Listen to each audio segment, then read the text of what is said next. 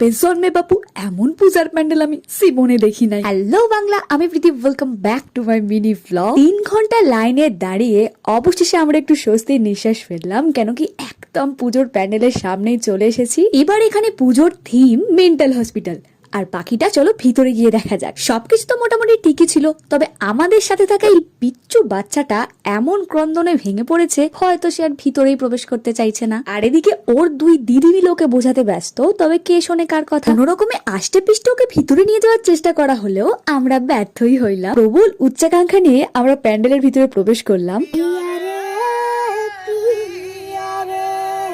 চিরদিনই তুমি যে আমার মনে হয় এই মুভিটা এমন কেউ নেই যে দেখেনি। এটুকুই আজকে তোমাদের সাথে পার্ট 1 শেয়ার করতে পারলাম। আজকের মতো এতটাই, টাটা।